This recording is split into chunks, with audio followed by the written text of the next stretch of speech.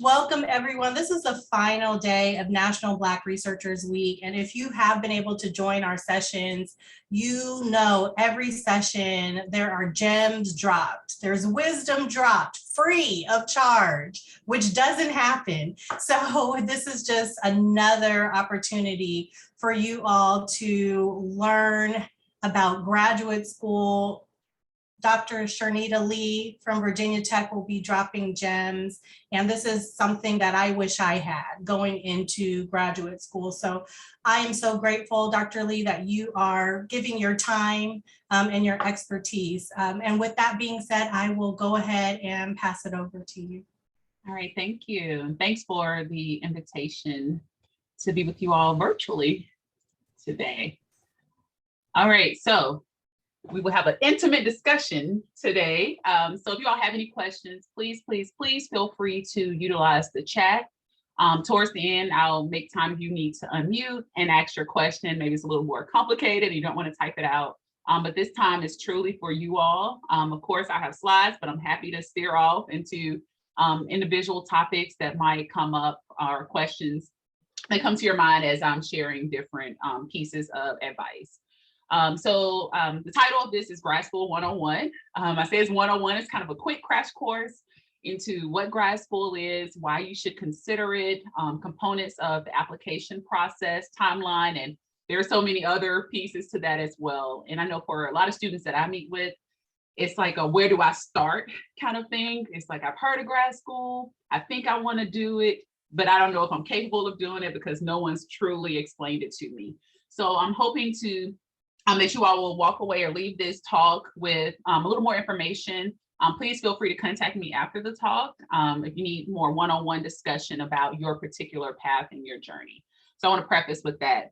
I actually, in order not to give an introduction, because I like to start by introducing a bit about me, because I think a lot about the past and experiences, how that informs kind of things you decide to do in the future. So why did you choose a certain school or a certain major? So that is where I will start, because people see PhD in titles and all these words, and they don't believe we were young once in your shoes trying to figure out what is the best next step in your academic or professional career. All right, so a native of Birmingham, Alabama. So I apologize, now you will hear me slur some words. But if you have any questions, again, feel free to use the chat. But this is my family, and I grew up with a twin sister and an older sister, and you can see we kind of close in age. So that played a huge part in what schools I decided to attend, because my parents had everybody in college at the same time. So things I would have chosen a different route due to the expensive cost of college. I wanted to make sure that I made the best decision for my family. So for my educational background, I have a bachelor's of science in math. That's why I think it's really great for you all to, if you're not a researcher yet, take on that researcher hat and really think about ways that you want to improve, knowledge in given areas. You can be interested in so many things. And that's something I always had, that curiosity as a student. And so undergrad for me was math. It was, I want to be a high school math teacher. So I went to a school a whopping hour and a half away from home. I thought I would go further. I was convinced I was leaving the state, and I was just an hour and a half away. So never say never. But there was so many resources available at Alabama State University, where I attended as a smaller school. And I think having that HBCU experience is one that has definitely been able to help me compare my experience at another institution type and just the tools that you can get from an HBCU. There are, of course, other institution types. I'm not pro or con against any other school, because again, there's motivation and reasons why we select any school that we attend. So that's what my bachelor's is in, and that is where I had my first taste of research. I worked with a mathematician, because I mentioned my major was in math, and I just liked her as a person, to be honest. I was like, she is so nice, so friendly. I want to work with her. And so we started doing research together. And that's when I realized, like, this is something I can see myself doing in the future. Like, I always have questions. And if you are like those students in class, always raising your hands with questions and just that curiosity piece, then like grad school is a perfect place for you, because you may not have answers to all of those questions, but you will work on one main question for a lot of years and help contribute to scientific knowledge. So after I finished my bachelor's degree at Alabama State University, I went to Virginia Tech, which is the institution that I work at now. I have my PhD in genetics, bioinformatics, and computational biology because I was a student that had interest in a lot of stuff. I like math. I wanted to work with mice, even though I still never did. I wanted to learn cell work. I didn't want to just be that researcher to say someone else can do that part for me. I thought it was nice to have a program where you really can learn those different skills. And so I want to emphasize here that grad school is really a training experience, right? You're going to learn what you need to learn. If the program is doing what they should do, you're going to leave that program with the skills needed so that you can be an expert in that given area. So don't limit yourself to say, I have to be a straight A student. I have to have a 3.0 GPA to go into grad school. None of that is true because some schools have different policies and ways to admit students. You will notice I went directly from a bachelor's to a PhD program. That is a path. I would say how many years ago, but years ago, it wasn't as common, but a lot of the STEM fields, if that is something that you're interested in, a lot of them have ways for you to get master's en route to that doctoral degree, or you can just immediately go to the doctoral degree. So it depends on that research experience.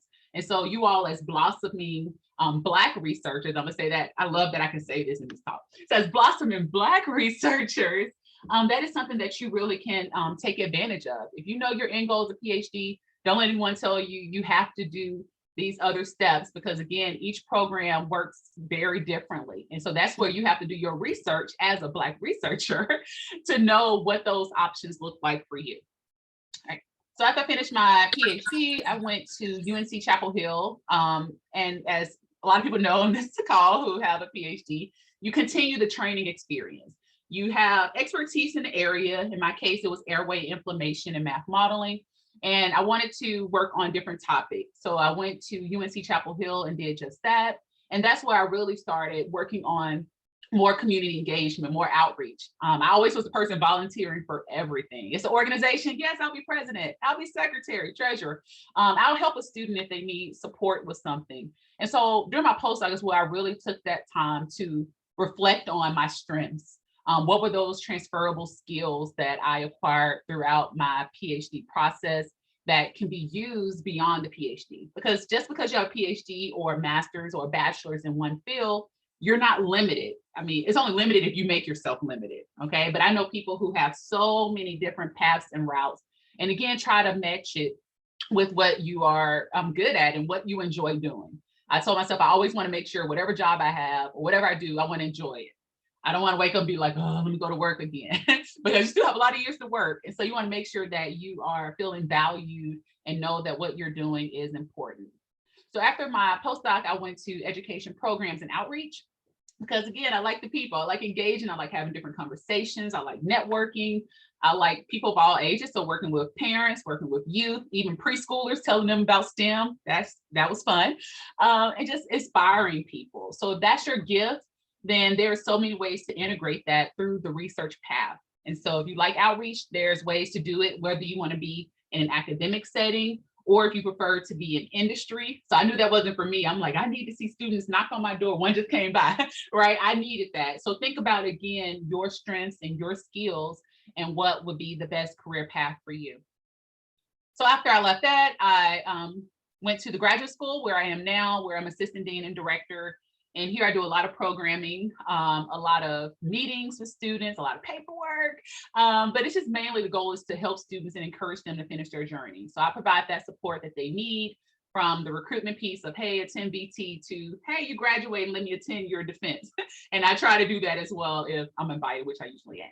So that is a bit about what I do now. So I mentioned all this because you all can see my path wound very differently, right? I said I was gonna be a high school math teacher. Now you probably can pay me to go into high school and teach, but that's an aspiration for some people. My mom was a teacher, so I'm like, I love educating others, but now I do it in a different way. So again, you can take all of those classes you're taking or that you took in the past, whether it's for your bachelor's, master's degree, and for those who aspire beyond that or think of themselves again as a researcher. So some things you might have heard about grad school, because this is like, there's many other things you might have heard. One thing about grad school you hear is that it doesn't pay well. Okay, grad school, I will say, it's not really a job. It is a training experience. So if you're coming to grad school with the expectation of, I'm going to make six figures, you can after you graduate, depending on your discipline, but just know it is a temporary process. It has a timeline, right? You will not be in grad school forever. And if you're doing a master's degree, you can expect about 2 years. If you're doing a PhD, 4 to 6 years. And so time goes by really quickly, again, when you're doing work that you enjoy and that you love. Other misconceptions is that sometimes thinking grad education will make you overqualified. So if you look at job postings now, you can see some do have a preference for grad degree. And so there's nothing wrong with you having a master's or these other credentials, because again, it can be an asset for you. It's really all about how do you utilize that degree and the knowledge that you have to make you more competitive for the position. It requires too many years. Time go by fast. All you can notice that, right? Summer flies by, the year goes by quickly. And so once you start graduate school, you create that plan.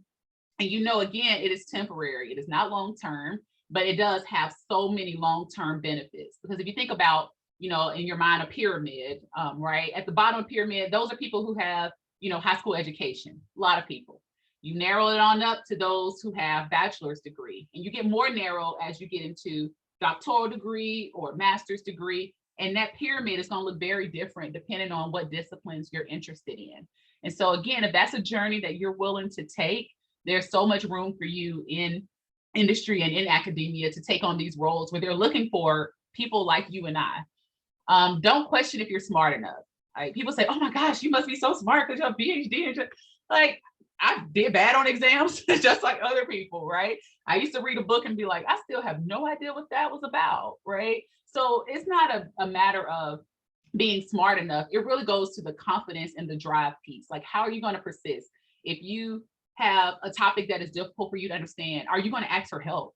Like, that's step one. Or are you going to go to a corner and say, well, I'm doing poorly, let me continue to do poorly. And some students do have that mindset. So when you're looking to apply to grad school, they want to see a student who has that drive. There are a plethora of career options that you can pursue. I think you all hopefully have seen that throughout the week, the different paths that research can take you on. Like, there's not just one setting. There's a lot of different ways to contribute to research. So you will have options, and it's up to you then to be able to make that choice of what do you want to do. And the timing piece, not all students pursue graduate school immediately after their bachelor's degree or, do everything step by step. Some students take different learning years where they do different activities, or they want to grow, they maybe work, they have other obligations. So nowadays, departments don't really look at it as to say, you absolutely should have started grad school 3 years ago. Like, everybody has their own story and their own experiences and motivation as to what was best for them. But I do tell students, if you have that desire to go to grad school, now is as good as ever, right? Because sometimes if you start with that good job, it's hard to leave that job once you are in grad school. You're like, oh, I was just making 70,000. Now I'm in grad school making 30. Whew, okay, that's a different adjustment. And then at that point, if you have children, your caregiver, whatever it could be, it's a little harder for people. So if you can make that transition, immediately I tell them, before you get a taste of real money, a real job, grad school is okay for you. But whatever timing is best for you, it is okay. I have a student who's in their 70s apply to grad school. I have people who are working on their second PhD. Everybody has different paths in knowing what's their moment and what is their motivation and what do they want to do. So I want you all to think about, what's your career goal? I know it's hard to think about careers. You're like, I'm a student, or I just graduated. Can I just enjoy graduation? But you have to know what direction you're going into, right? And it's okay if you have this career goal and it can change in 3 months, right? You might notice there's a new emerging field that you're interested in. And you may even think what you have in mind is something that doesn't even exist yet, but it can very much do so. All right. And think about, what do you need to do now to help you reach that goal? So my PhD advisor, he's very wise. And I used to always like chuckle when he was like, Shernita, what's your 5-year goal? And I'm like, to finish this degree and be done. And he was like, no, what are you going to do beyond that? I need you to think bigger, think further. And before I knew it, I was like, this actually makes a lot of sense, right? You look at what you want to do. You look at what's the criteria for the preferred qualifications for that position.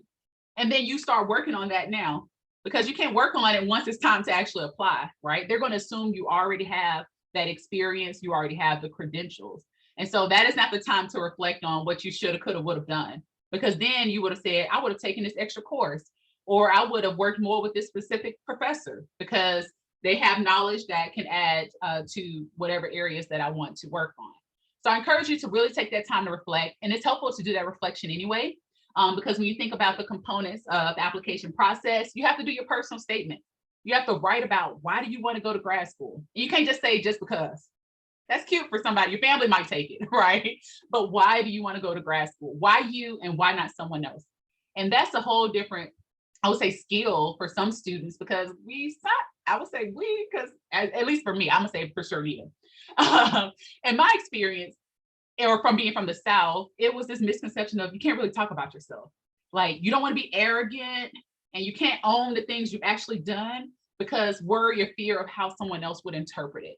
So I would say for the grad school process, you definitely don't want to minimize the things you've accomplished. Like, own it. If you were first place in this, if you excelled, if you were able to overcome any obstacles, like, own those experiences as well. I have a question in chat, so I'm gonna go ahead and do these so I don't lose track of them. The question is, can we talk about the necessity or rationale for a second PhD? So there are a lot of different reasons why people decide to do it. It could be a requirement for the field that they want to shift into. So students I know who have multiple PhDs, they're in very different topics. One could be in the hard sciences, and then they decide to go more into the humanities for their second PhD.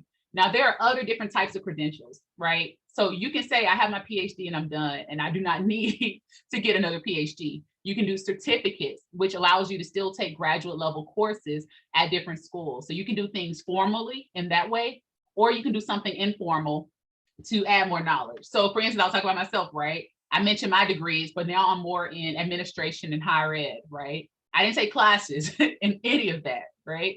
So I'm kind of playing catch up in a sense to some of my colleagues where that is what they're studying. They have masters in higher ed while my degree is in computational biology. So you can take things on the back end, you can read, you can join different organizations like this, connect with others, have a mentor and someone that can really help bridge that knowledge gap that might exist, but being willing to put in that work as well. All right, other question is, so a postdoc in a different area, that can be useful. It depends on the discipline. Some students are really anti-postdocs. I think my postdoc experience was a great one. They have so many different formats of postdocs. You can have one that is completely, research-based. Mine was research and teaching. So I was able to teach at another school outside of UNC Chapel Hill and get teaching experience. I was able to work with students, integrate into the faculty department at that other institution. So I think postdocs are great ways to expand your network, but making sure that that research area is something of interest to you. Because you're going to, again, if you want to go into the research path, like long-term, they're going to assume that that is an area that you want to focus on. So my postdoc area of research was very different. It was on cystic fibrosis and airway inflammation due to cigarette smokes, which was different. I worked on fungal infection for my PhD. So it's a matter of, again, what skills you learned through that training experience and how are you going to apply it beyond. So no field is so narrow to the sense that they can't be integrated. And there are a lot of interdisciplinary programs as well, and individualized programs. So if that's something you're interested in, you can consider that as well. Another question in the chat is, during grad school applications, you're asked to provide a diversity, equity, and inclusion statement. What should I have in mind towards this question? So I think it depends on the prompt. Each school wants different things. So I would say if you could follow up with me directly, let me know what the prompt is, then that might give more insight specifically into what they're looking for. I know some schools might allow for students to expand on how are they going to contribute to the mission of DEI efforts at that institution. So that's different. You can talk about it from the literal sense, representation, right? I'm going to be, I'm a Black male and I'm integrating whatever given discipline that it is, but also think about the diversity of thought, diversity of training. Diversity doesn't have to be just based off of race, ethnicity, gender. It can be based off of ability, age, and so many other factors. So I think they want to see if you are going to be a strong asset for that program, and how you can also have an impact on the program as well.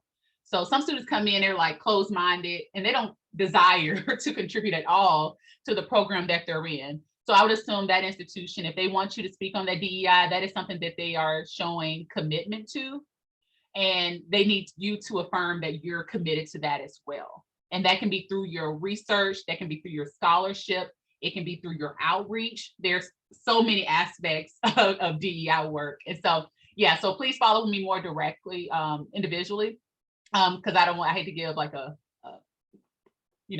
answer, high level answer, but then we can talk more specifics about what that prompt is, because I know application processes are changing at multiple schools, and what people look for is different.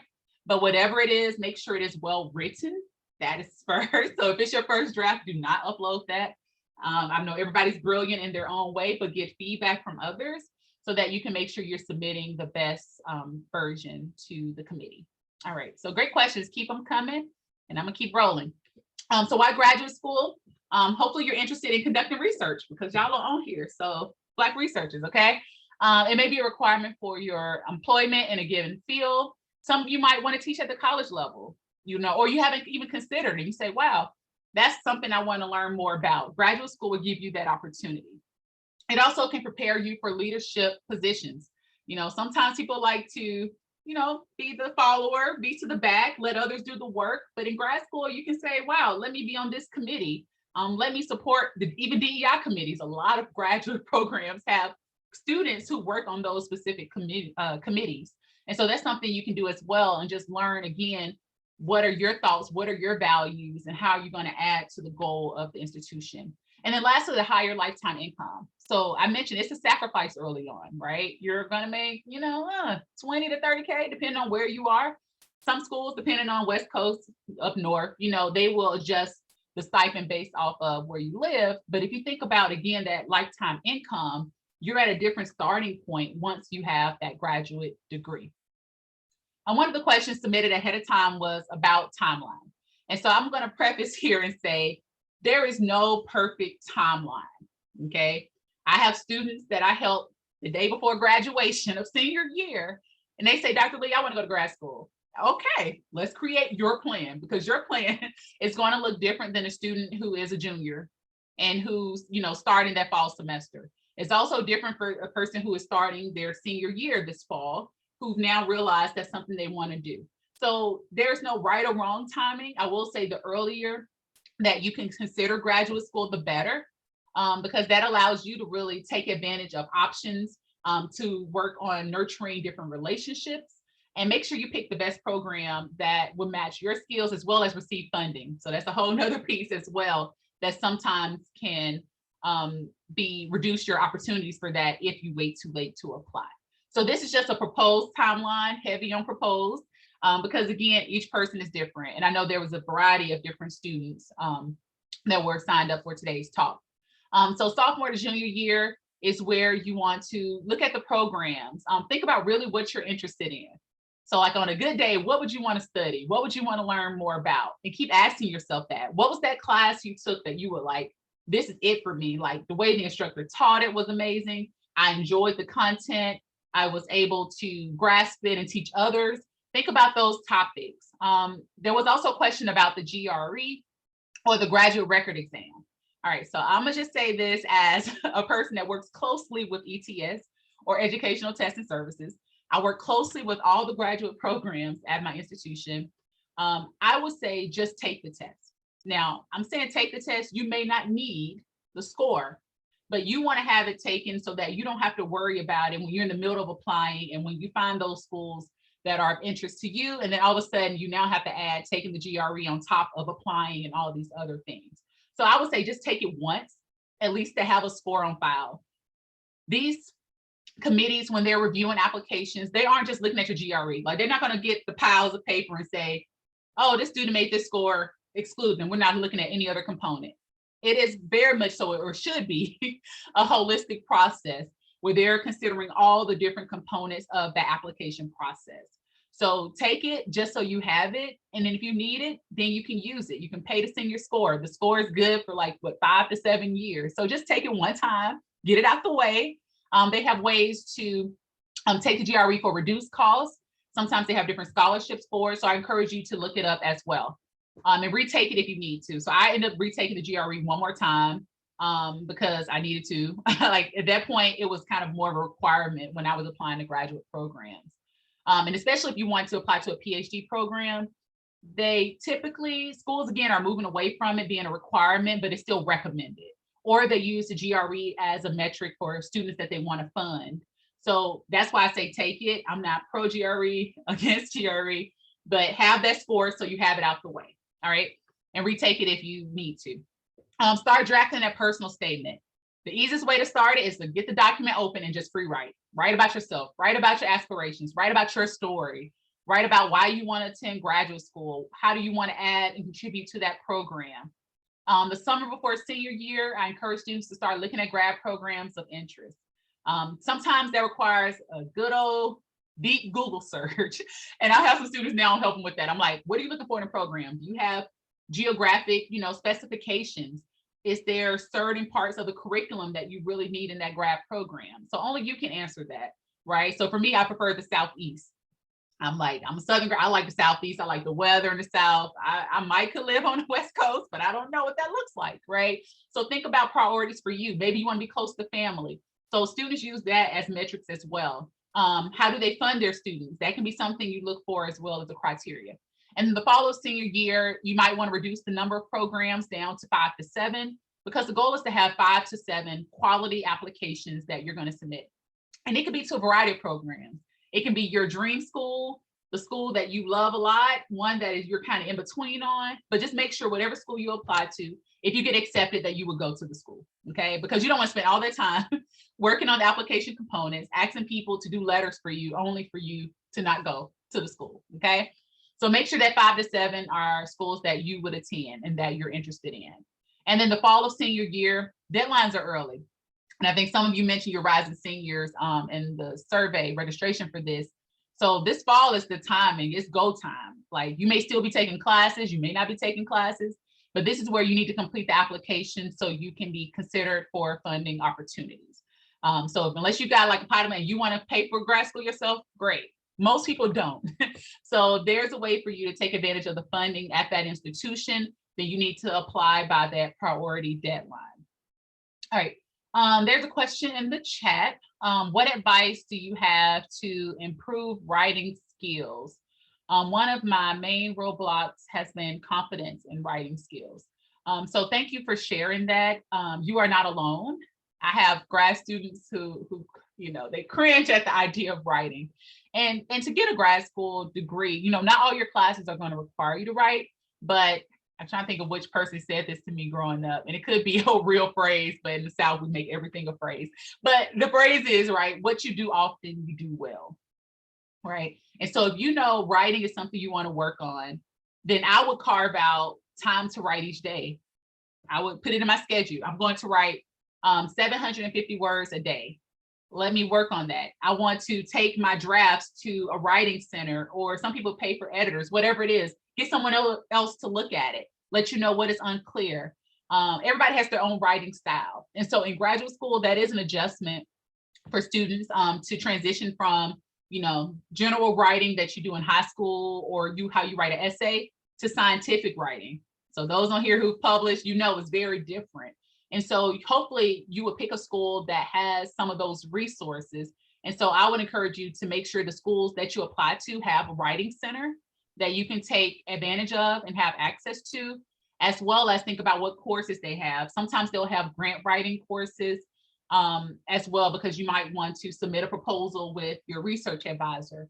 So generally speaking, to improve writing skills, I would say the best way to do it is just to write every day and carve out that time and do it consistently. Because over time, you might realize what's your best writing time. So for me, I'm an afternoon writer. I know people can get up in the early morning. That's not me. I'm not a morning person.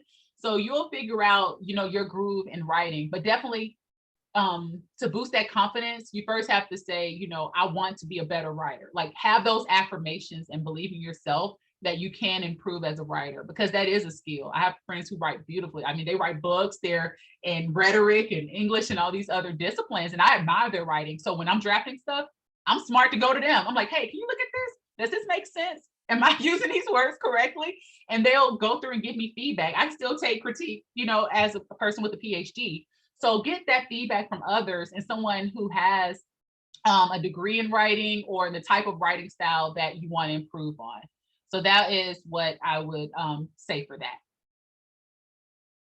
All right, and keep your questions coming, y'all. I see it posted up on the side. All right, so choosing a grad school, again, think about your academic interests. You want to make sure that you research the program and not the school. I say that because I have students who like, I want to go to Virginia Tech and I want to go to this school, but then we don't have the program you want, right? I know what programs we don't have. I'm not going to list them off, but there's some programs we do not have. And you don't want to go to a school and then realize that after the first year, because now you've invested that time, that money, that energy into a school that does not have your needs. So make sure you look at the program and not just the brand or name of the institution. You want to make sure you find faculty who share your interests. That's another thing. If you are interested in topic X and no one on that faculty in the department works on that, then that's not the best school for you. They are not going to suddenly create, because you are special, but they're not going to create a whole research agenda just based off of what you're interested in. Now, some programs do have interdisciplinary programs. We do here. So we do individualized PhD. In that case, yes, we do create a committee, but that student had to first get into another program. Okay, so there are some, you know, caveats to that as well. But find faculty who share your interests, faculty that you want to learn from, faculty that's published on topics that are of interest to you, so you can know you have options. Because I'll be real, I do retention stuff, right? Sometimes you think that one faculty member is the best choice for you and it's not. What happens then? If that is the only person and no one else does that, what do your options look like? What are those ways for you to overcome that in the program? Are you going to have to change programs? Are you going to change advisors? And there are ways to navigate that as well. So make sure the best thing up front is just make sure you find faculty to have your interests. Some schools will have, you know, the typical student profile on their website.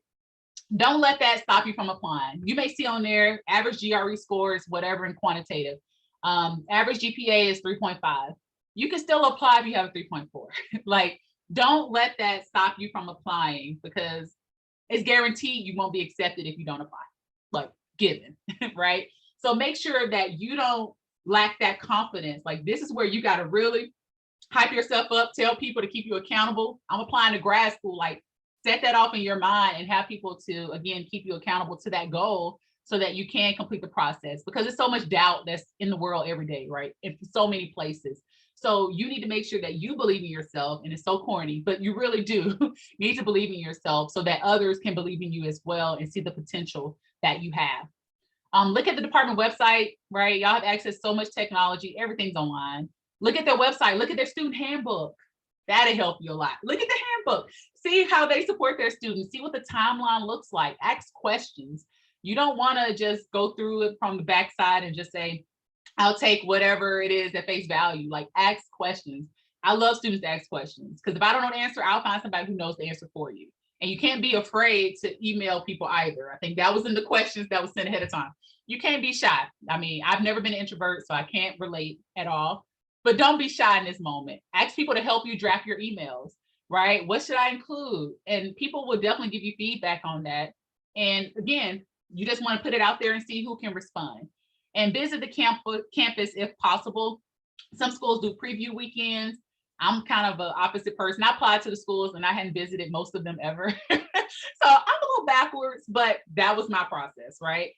Sometimes, depending on the program, they might bring you to campus for certain interviews. So it really does depend on the institution, and it depends on the program that you're applying to.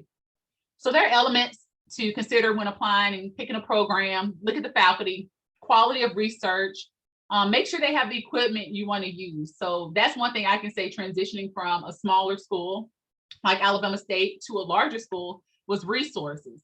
I was like, oh my goodness. Well, one, we had more than one dining hall, right? The next thing was I can just print anywhere. I don't have to go to the library. It was so many differences. Microscopes. I mean, just going to an R1 institution like Virginia Tech from a small school, I was in amazement. Like a library, like, you know, just it's little things that you just take for granted. And it's great. I know smaller schools do the best that they can, but make sure that those resources are in place. Like I mentioned, a writing center. Do they have resources for career and professional development? Like those are some standards that you will need through the grad school process. And it's not unrealistic for you to expect that of those institutions. All right, time and requirements toward degree. That is important. If you can't find the information on the website for the school you're looking for, ask them. Say, hi, nice to meet you. How long does it take for a student to get a master's in biology from your institution? They should know, right? And if someone can't answer that for you, or they're giving you a timeline that is not reasonable, then you can find another school that say, oh, all of our students graduate within 2 years, some as early as 1.5 years. And that helps you determine, again, what's the best school for you. Requirements towards degree. It shouldn't be a mystery. If you're applying for a PhD program, what are the steps? Are there qualifying exams? Are there preliminary exams? Final defense? What is the spacing between those different points? You should be able to find all that information on the website, but if not, again, you can reach out to the right person for that program. Number of students in the program. So I went to, again, small school, math majors. It was about 5 of us that graduated together. So you got to know everybody. It was small. So the program I chose at Virginia Tech was also fairly small. We had about a cohort of 10 come in. So overall, the program had about 40 people. So I was able to meet pretty much everybody in the program. We had great relationships. They could help mentor and support me. And I did it for the incoming cohorts behind me as well. So that may be something that's important to you, is having a smaller size program. With that, it might be more competitive, but that's not a bad thing because they should want you all, right? Think about, where are their graduates? That's also great to know, what can you do with that degree? Some students steer into different paths, but they should be able to say, yes, we have a graduate at Department of Energy. We have one Department of Defense. We have one that works at this local college up the street. They should be able to know where their graduates are. And that's helpful information for you as well. And then the last part is thinking about the availability of funding and financial aid. Like, ask the money questions. It is not strange. It is not selfish. You're going to have to put yourself out there, but ask, do you fund 100% of your students? You can check for some programs. They'll list it on their website if they fund. You also can find programs that don't fund their students. So that's going to be important for you when determining what is the best program for you. If money is a factor, and I would hope everybody wants to get the grad school paid for, is worth a try, make sure that you do that work. And so make sure they can recognize that you are a strong asset for that program and that they should invest in you. All right. So applying to grad school, know the deadlines, the costs, know your budget. I mentioned reducing it to 5 to 7 schools because it can be expensive applying to grad school, right? You got to send your GRE score. If you're sending that, you got to have people write the letters for you. That's 3 letters per application. People going to be like, you need another letter, right? So you have to think about all the components for that process and know the cost. You can see if programs or that institution offers application fee waiver for different criteria. You never know, again, until you ask. So you can't be afraid of no's, okay? Follow up if you don't get information about the status of your application. Most schools are online, so use online versus paper, please. So it's easier for people to track and to give you those details. Sometimes students are accepted, sometimes they are rejected. That's just how the game goes. It's 50-50 chance, right? The odds against either one of those decisions. But if you are rejected, it's okay. It's some students who literally do something different for 1 year, apply to grad school, and then they get into all the schools the next go round. And I want you to apply to more than one school. So that if you receive a rejection from one, fine. You still apply to 6 other schools in this cycle, and then you only need 1 yes, right? You only need 1 yes to get into graduate school. So it's okay to ask questions. And sometimes the reason I see students rejected is not based off of talent. It's sometimes due to the limited size in the program. They can't accept more students, right? Spacing, logistics, all that stuff is real. And I get to see that on the back end as an administrator, right? Other times we rejected the program, they feel like you are a good match for them. So that's where doing your research is important. Schools aren't just going to toss around your application to another person. They're going to say, oh, biology wasn't good, but biomedical engineering is. Take a look at this application. Schools aren't going to do that. Whoever you apply to, that is who is going to review your application. So again, make sure that you do the resource piece. Application components, personal data, personal statement. Sometimes they ask for a writing sample. So think about that as well. Letters of recommendation, transcripts. And with transcripts, some schools let you upload the unofficial, and then if you're offered admissions, then you have to provide the official ones. So they try to cut costs on that end to help save the student money. Any test scores that you've taken, it may be required, might be preferred, whatever the language. And a resume, believe it or not, some people do not have a working version of a resume. So if you don't have one, work on your resume or your CV, updated from high school, add relevant experiences so that it can be used to, again, evaluate you for consideration into that graduate program. And I mentioned the letters of recommendation because that's something that I think with the pandemic has been harder for some students, is to really develop those relationships, right? So you need to first reflect on, how do you even describe yourself? Because sometimes how we describe ourselves is different than how other people would describe us. So really take time to think about your brand. If you have worked with someone in a professional context, what would they say about you? What would they write about you? Can you even list people that can do solid recommendations for you? And by solid, I mean more than 2 sentences about you made an A in the class, or I worked with this person. Like, you need more details, more specifics, and you can give people guiding talking points to let them know what you're looking for in that recommendation, okay? So think about how people describe you. How do you describe yourself? And make sure they kind of match, because you're gonna have your personal statement about your goals, your aspirations, your story, who you are. And then you have these recommendations about their experience with you. And so you want the two to complement one another. So the decisions are based off of different things. And again, I would hope you apply to schools that do more holistic overview. They look at all the components and not just one piece of the application process. But academic record, right? And by strong academic record, not all students have all A's. Okay, it's just not true. Some students have 2.5s and start grad school, 2.8, and they do just as well as their peers. So academic record, again, you can have different experiences, different life events, different things that happen that can impact that for you. Excuse me. Make sure your personal statement is well written. That's something you can control, right? Your resume, that's something you can control. So make sure you get other people to give you feedback on your personal statement. Make sure you're answering the prompt, because you may look at it and say, this is beautiful, this is perfect. But then somebody else look at it and say, you know, this lacks details. You really should list a specific professor and you didn't list anybody, right? Get that feedback. If you have any previous research internship experience, you should mention it, even if it's something that you know you don't want to do again. Like, I'm sure everybody on here who's done research before, we had that one research experience we would pass on. Don't ask us to do it again. And that's okay, because you can learn from that research experience. And then now you have a better idea of what research you actually want to do. Knowledge of the intended field of study. Again, sometimes students say, I want to attend program X and do all these different things, but that is nothing that the program aspires to teach you. And so again, it needs to be a good match when you think about that program. Have strong references. I can't overemphasize that. I've seen some where students think they wrote all these great things and it's like nothing there. So let people know, hey, ahead of time, I need a letter of recommendation. Here's what I'd like for you to include, because it takes time to write a good letter of recommendation. So students know if they ask me, I'm going to give you at least a full page, size 10 or 11. And I need to make sure I'm thinking about your characteristics, your contributions specifically. So they're not going to want to just replace names, because if so, make sure they do all places, because I've seen that too. All right, diversity. Sometimes programs are looking to diversify in a lot of different ways. So that's why I think someone had a great question in here. Making sure that you incorporate, how are you going to help the university or that department's mission towards diversity efforts? Like, most of that's listed on the websites as well. And then think about the other attributes. It's about that motivation. Like, you can't teach people how to be motivated. I wish you could. Not different than a life coach. You can have a life coach, but have that motivation, that maturity. Like, I admit, I started my PhD when I was 22. I was not the most mature person when I started my degree, but I at least had that academic maturity, right? I had previous research experiences. I've been to conferences before, and I was willing to learn. I was willing for someone to say, Shernita, that is not correct. Here's how you do it in academia. Try another choice of words, right? I was willing to grow through that process. So ask yourself, are you willing to grow through the process as well?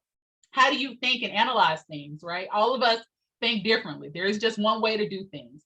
And sometimes that creativity is something that programs really look for. And then the last part is excellent communication skills. So, you know, someone put a great thing talking about writing. That is part of your communication style, right? They can read your writing, but then also they may want to interview you and you have to talk to them, right? So how are you going to work on that? Are you going to practice interview questions? It's only so many questions under the sun, right? Think about your answers. How are you going to say why you versus someone else? What are your strengths? What are your weaknesses?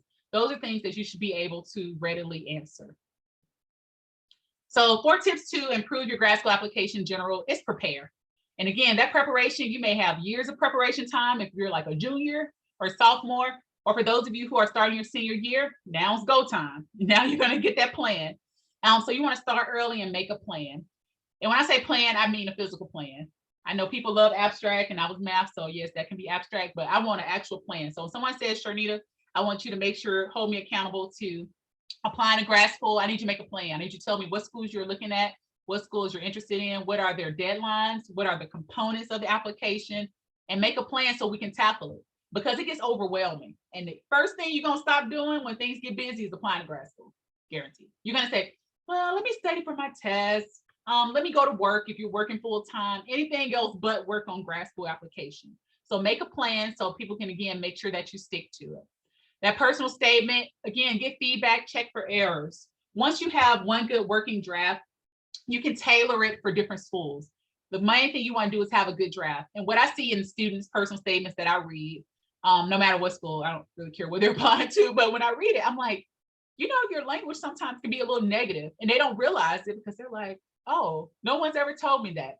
And then I'll explain my thoughts and interpretations after reading it. And I was like, yeah, kind of a little harsh, your tone, your choice of words. And then they realize, wow, thanks for the feedback. Let me change it. Right. So again, thinking about things that you've accomplished, how are you going to integrate that in your statement, but also mention your desire to grow. Why that program? So get that feedback. That's probably one of the most important parts of your application process is that personal statement. Letters of recommendation, again, request letters early. Don't request it by adding them in the system and then they get the email alert. That's the least favorite way to get asked, okay? You want to send a formal email, say, Dr. such and such, I would love for you to write letters for me. I'm considering applying to grad school. I haven't decided what schools yet, but I would love to list you as a reference and I will provide more information soon, period. That's enough.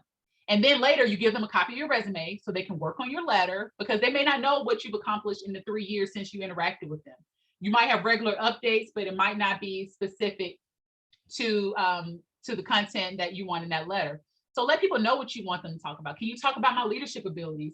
Can you talk about my creativity, my ability to take initiative? That helps people get starting points of what you're looking for that letter.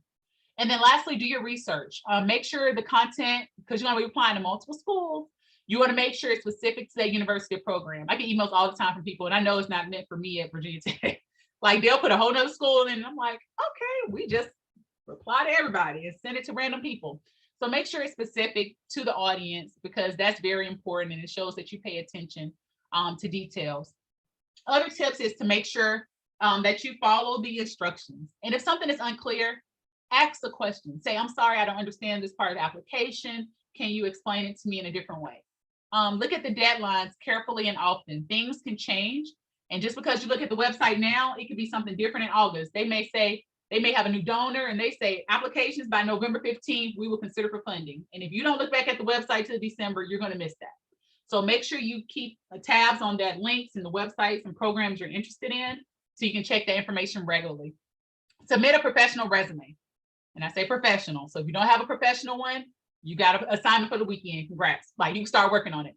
Be concise. Share any gaps, lower grades. It's your story, right? And sometimes you'll hear people say, oh, you don't have to talk about it. The thing is that people are going to guess, okay? And I might be great at guessing games. I'm not, actually. So you want to tell people what it is. They may not know that you had a major life experience. Like, I had some students who suffer from depression. They might have had a recent diagnosis of some sort that impacted their grades. Like, nobody's going to know any of that unless you say it. Now, you're not going to dwell on it. You're not going to have your little violin out. Like, it's just letting people know the facts and how you were able to overcome it. And that is something, again, that they love to see in students, that resilience. And maybe you don't have any gaps. Maybe you don't have lower grades. That's fine as well. But if so, you want to make sure that you briefly talk about it and show how you were able to be successful. So yes, my GPA got below 3.0, but the following term, I was able to bring it up to a 3.5, right? that's a story of success. And they won't know that. They won't know if you had, again, other life circumstances. Maybe you had to take care of, be a caregiver for a while.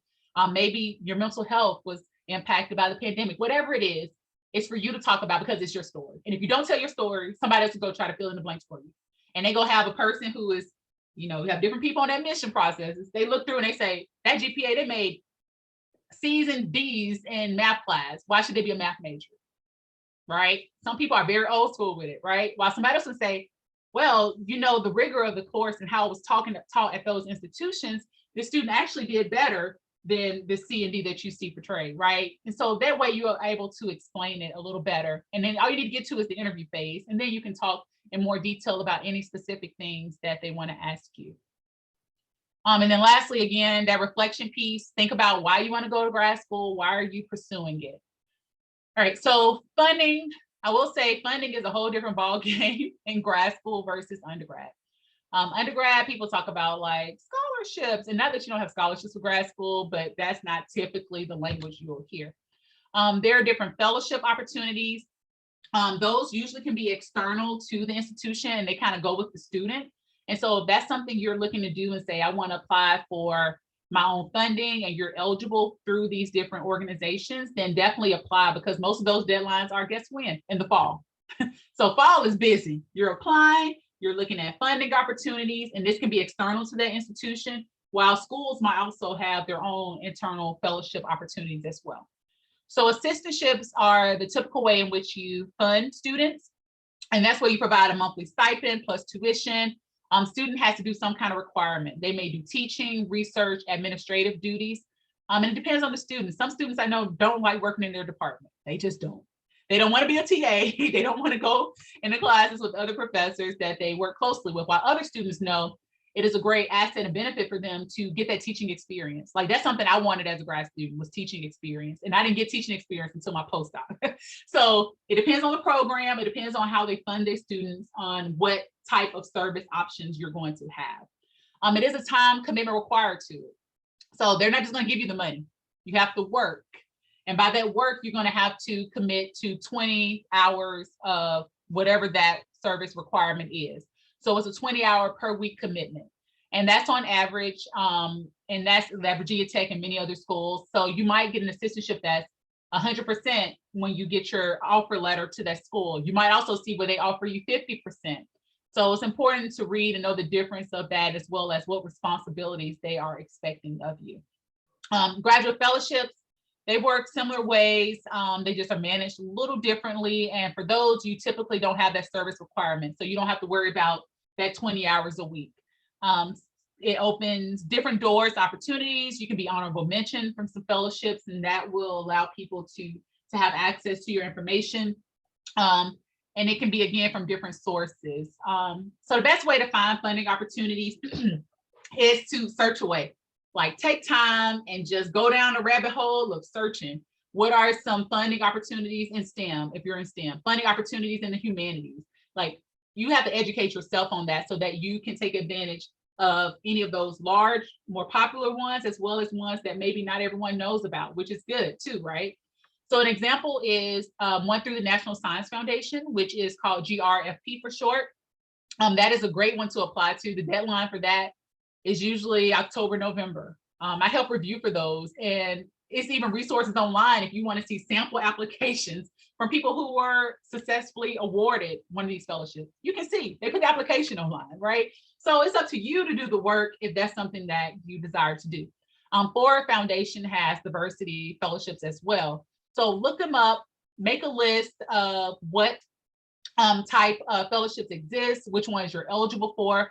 Some of them have criteria based on citizenship status. Some have criteria based off of race, gender. Like you just have to look and see and read. And once you have that list, then you can move forward for there. Sometimes students are funded through government agencies, that works perfectly for some students. But with that, just know sometimes there is a requirement that you will work for them after you complete your degree. Some students love knowing they have a job once they finish. Another example is GEM, G-E-M, GEM Fellowship. For those, that's more for engineering and science. And for those students, they can do internships with some different companies. And so sometimes students love, again, that opportunity to do that. Other times students might be doing research throughout the summer. All right, a question in the chat is, can students negotiate assistantships, fellowship offer letters for master's programs? So I'm gonna say, and I'm gonna do my best political answer here. I don't think, I'm just gonna generally speak, I don't think for funding stuff, it's not much of a negotiation there. Like, programs have a certain amount of money, right? And depending on what kind of school it is, they know what that pot looks like. They're going to make a certain number of offers. And so if they offer you something, that is what they plan to offer you. Now, the goal is for you to apply to different schools so you can apply what offers you have and decide what works best for you. So one school may say, I'm going to fund you 100% for your master's degree. Some programs you will find don't really fund a lot of their master's students. And that is the case for some schools. So that is where you're going to have to be very cautious and careful when you're like researching the programs to know, are they committed to funding their master's students? And if so, you might be between different programs, and that can be the factor for you to pick one over the other. Now, the other aspect of the word negotiate, I'm going to change it a little bit, is for you to initiate follow-ups with different units at that institution to see who can offer you funding. So you may build a relationship with the person at that school, and you may realize that the funds that you are getting are ample. And so you can see if other units on campus have funding opportunities as well. So you don't have to feel limited and restricted to only get funding from just one source, but you have multiple ways of exploring that as well. 1 second, you all. What? I'm giving.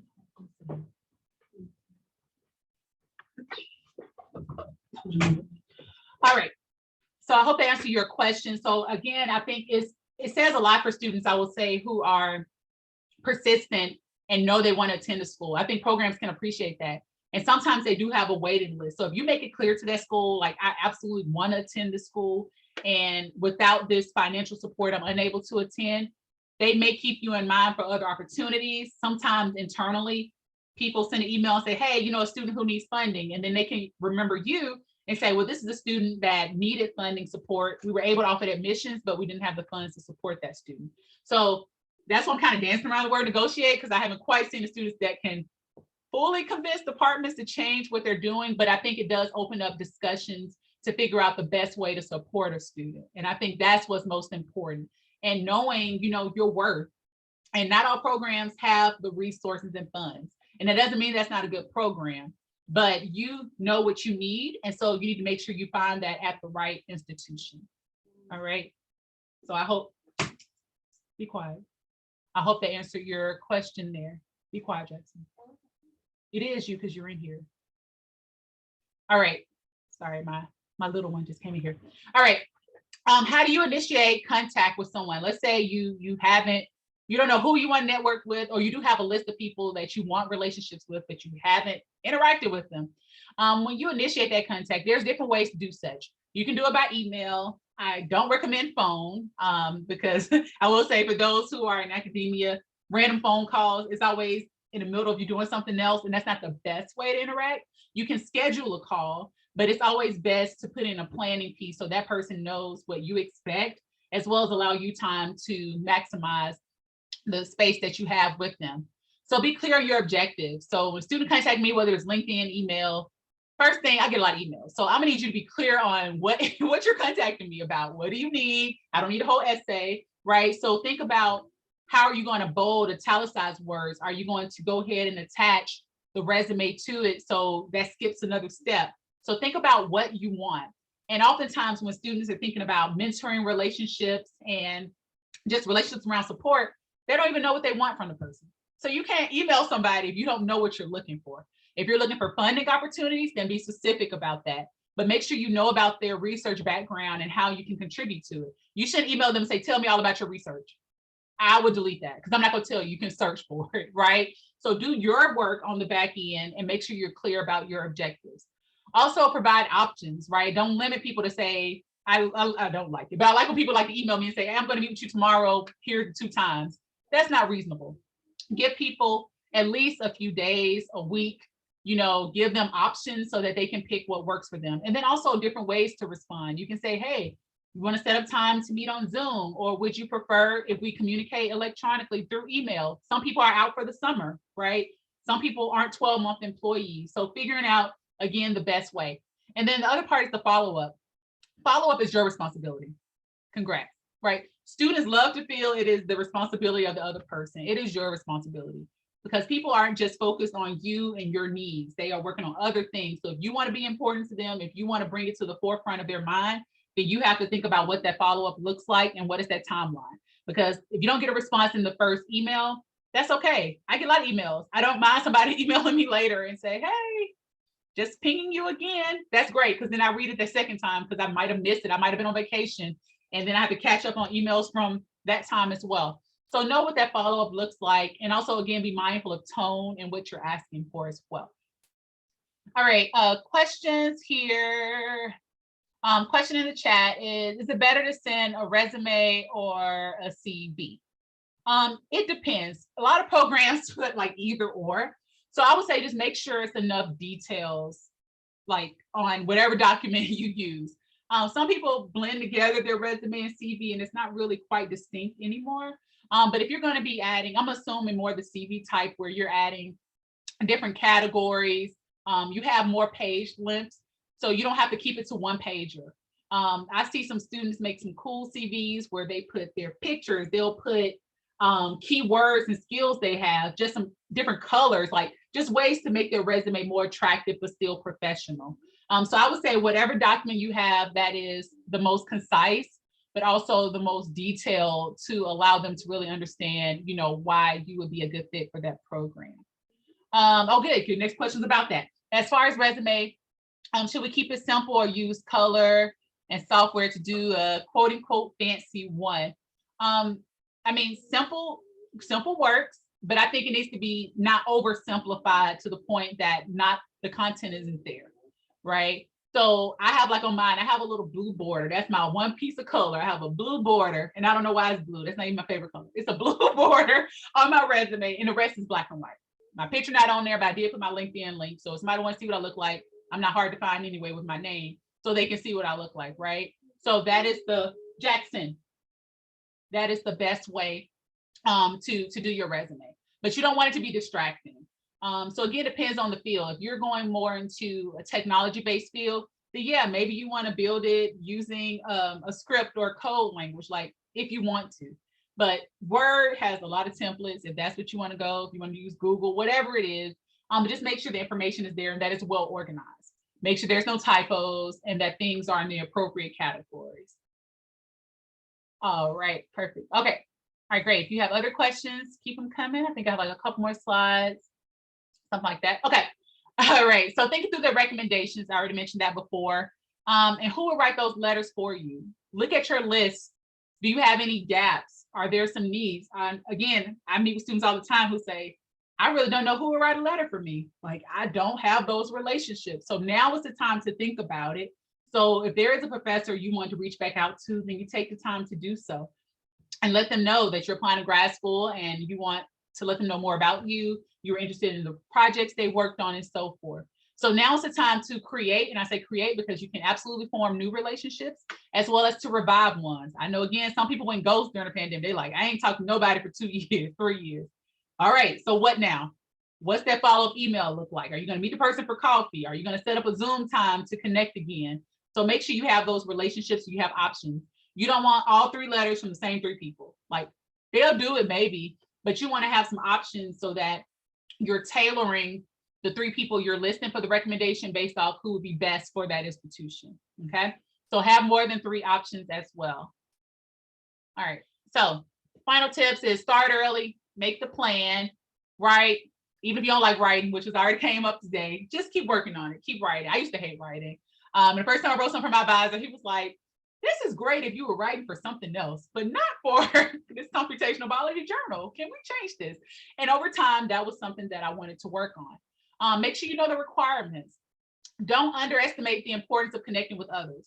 Like, that's something I was big on. I'm like, I got to make sure I meet people. I need to connect because you're as strong as your network. And if you don't have any solid relationships that are professional and in the fields that you want to go into, you can start those relationships today. You have so many tools and resources at your fingertip that you really can build that from the ground up if that's what you desire to do.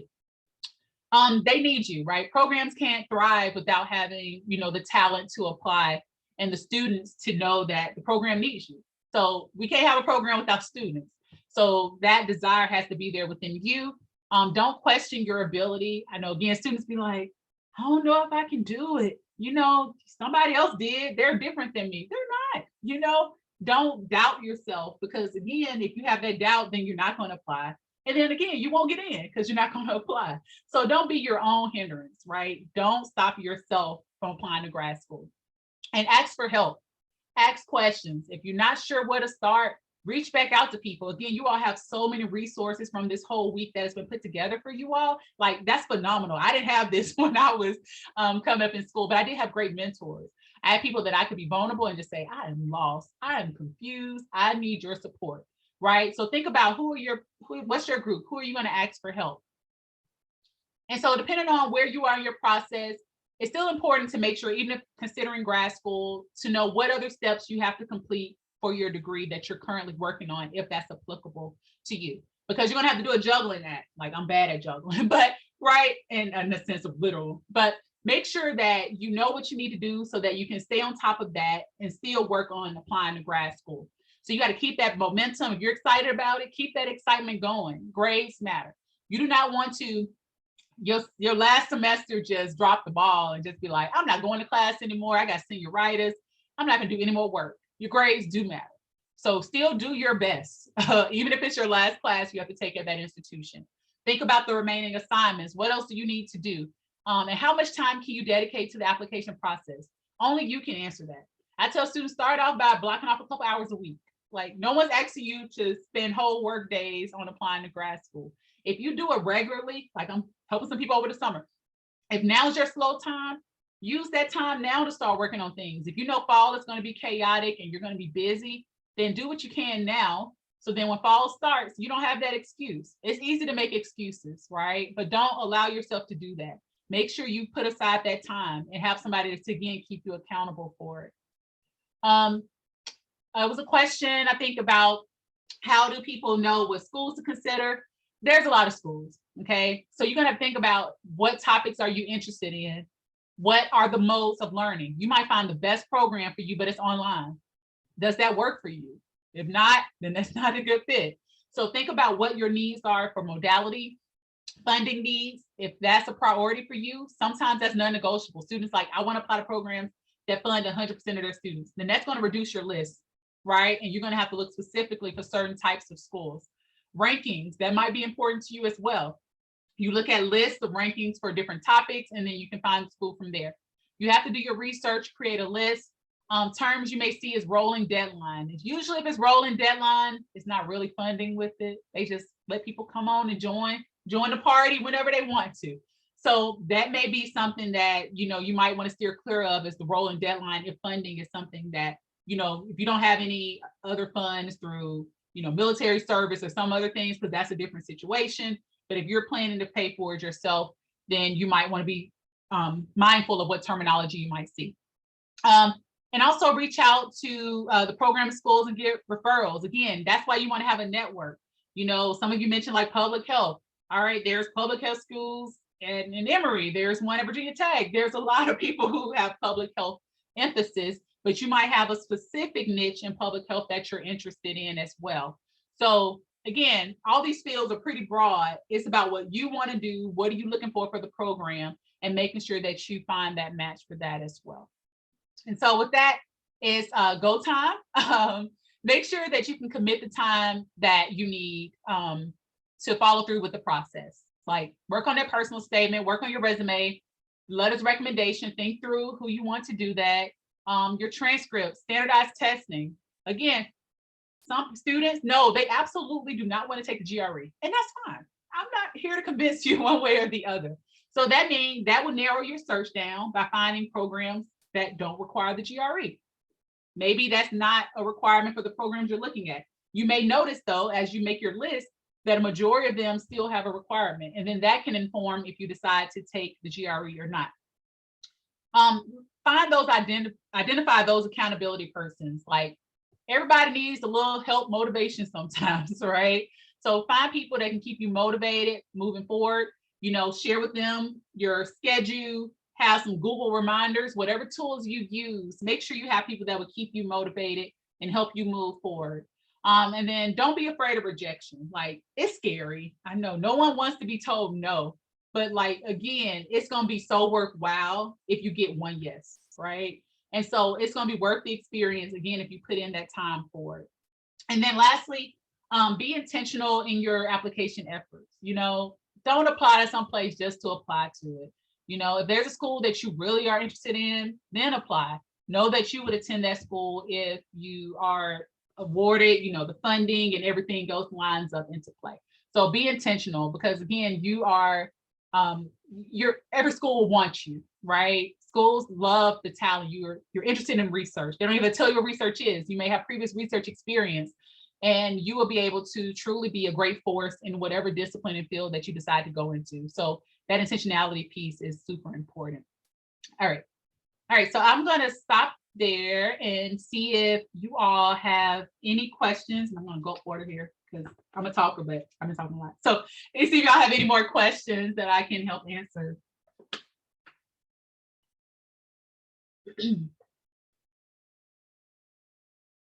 Any questions?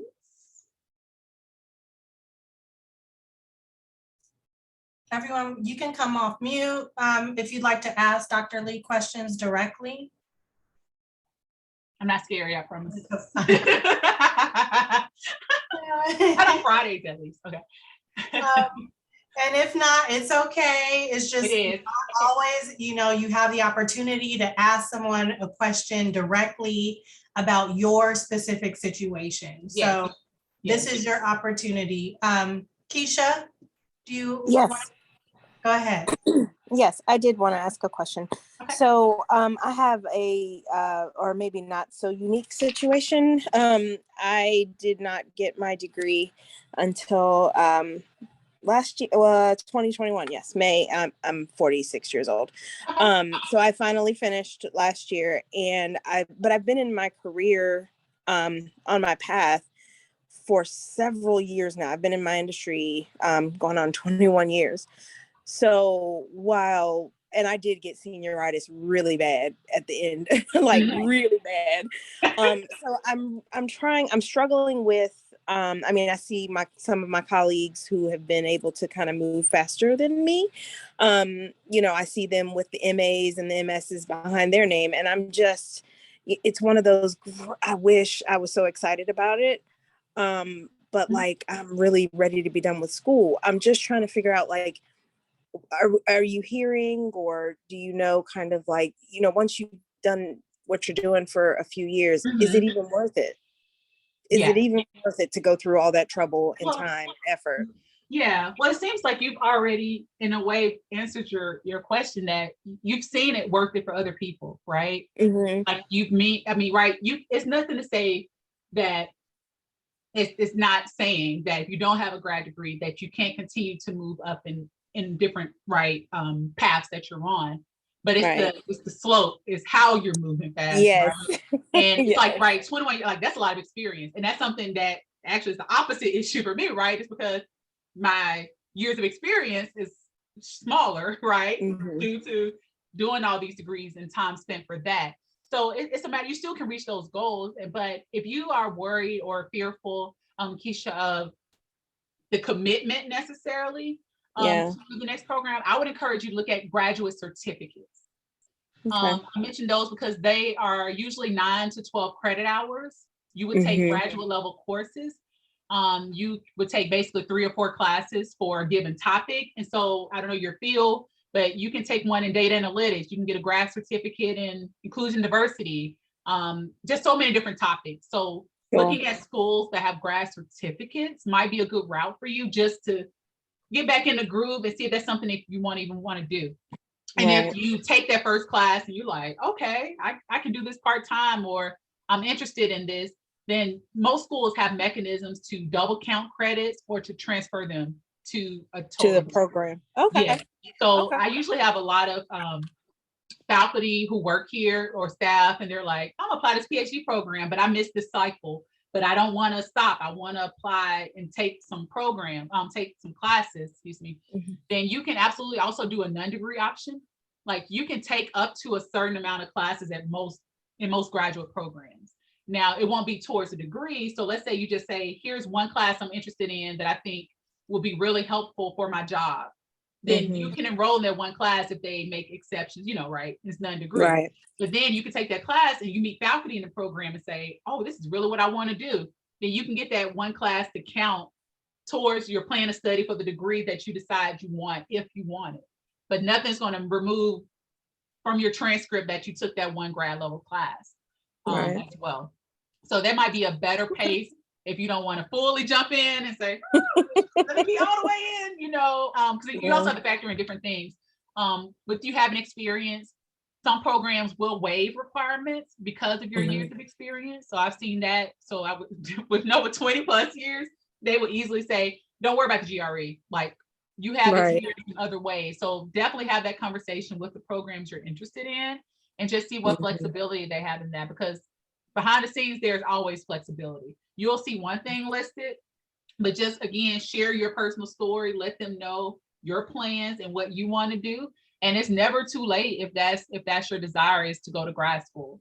Or again, you may decide certificate might be the credential that you need to advance in your career path as it is. And then you may say, I want to start with a grad certificate and then pursue that as well. Sure. Thank you. You're welcome. Well, good luck and congratulations on finishing your bachelor's. Thank you. Yes. Do we have anyone else who wants to ask questions? You can unmute. I've also included Dr. Lee's email in the chat. So if you think of questions later, please feel free to email her and also mention that you attended the session, because I know she gets so many emails. Yeah, let me know. I might reply soon. Like, can we skip ahead? Yeah, it helps me. And I'm pretty good with names and faces. Like I'm in real life, I usually don't forget anybody because that's my thing. But yeah, feel free to add me on LinkedIn. That's awesome. All right. Well, thank you so much, Dr. Lee. Thank you, everyone who joined us today on a Friday evening. Y'all are the real MVPs. We appreciate your engagement. We got awards for that. No, that's right. Tonight we have the final panel session where we will talk about interviewing tips, resume development, as well as job searching. So we hope you'll join us for the last session. If you have any questions, feel free to reach out to me as well. But have a good weekend. All right. Thank you. Thank you all for your participation. All right. Thanks.